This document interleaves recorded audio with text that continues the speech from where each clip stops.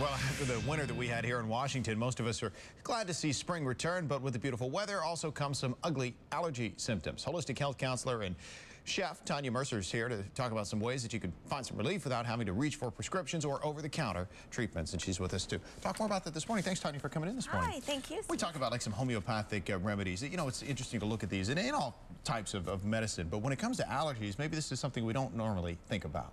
Yeah, we don't. You know, most people go to the drugstore and they get Claritin or some other medicine for allergies, but really there are some ways you can treat it naturally. Let's talk about a few of those. And one of the things that you talk about is something as simple perhaps as like honey or bee pollen, which it kind of sounds counterintuitive because it's the pollen that we're worried about. So does this kind of go along the whole lines of maybe just how we'd have like an immunization for another illness? That's exactly right. It's kind of like having an immunization. So the pollen is collected by the bees from the flowers. So it's actually flower pollen, not really bee pollen. They collect it, they pack it, and I have a jar of it right over there. They're like little pellets. And when they want to go in their beehive, the beekeepers keep something to keep the pollen out. So the bees go in and the pollen gets out and gets collected. And when we consume that, it's like we're building up the immunity for the actual pollen when we actually do get it in the springtime. Another great product is getting raw, unprocessed natural honey, and the best honey to get is the one that comes from the local area.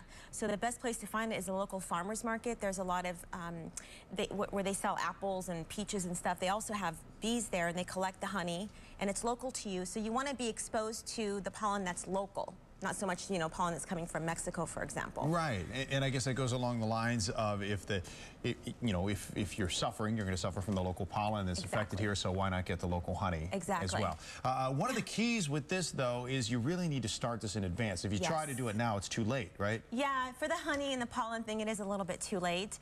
You want to start about 6 weeks in advance when you know, you're probably like in February time frame, start doing the pollen and the honey.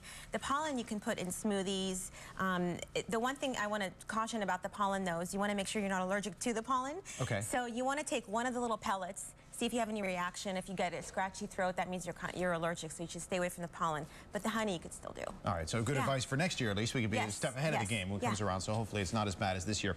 Some of the other things, you know, vitamin C, we hear about this a lot. Summertime, they say, okay, you want your vitamin C to stay healthy.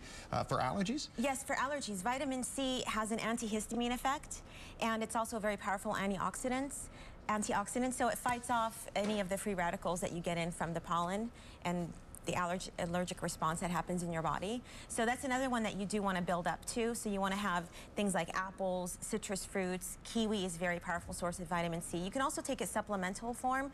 And don't forget your dark leafy green vegetables. Even things like parsley are very powerful in vitamin C.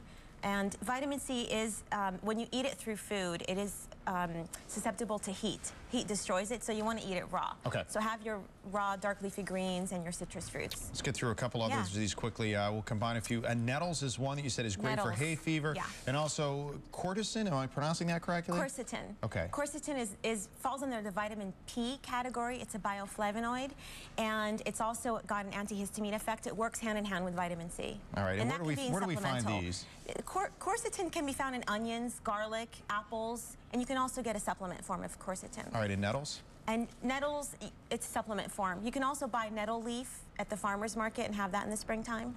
All right, you're talking about some essential fatty acids as well. We hear a lot about omega-3s. Very important for anti-inflammatory because, you know, when we get the allergies, it's antihistamine and it's inflammation. So we want to get omega-3 fatty acids via flax oil, hemp seed oil. These are oils that you can put in salad dressings and smoothies. I also brought some chia seeds. They're a very powerful source of omega-3 fatty acids. You can find those at natural health food stores.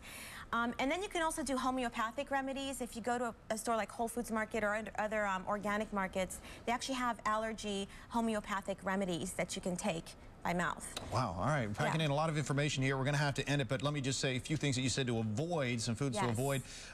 Foods like milk, fried and processed foods, refined flours, red meat, and eggs. These don't help. They don't help because they're mucus-forming foods, and you want to stay away from mucus-forming foods when you're having this allergic response. That's some great advice. We'll put it all online. Go to myfoxdc.com. We'll have it there. Tanya, thanks for joining us this morning. You're welcome. Always appreciate the help.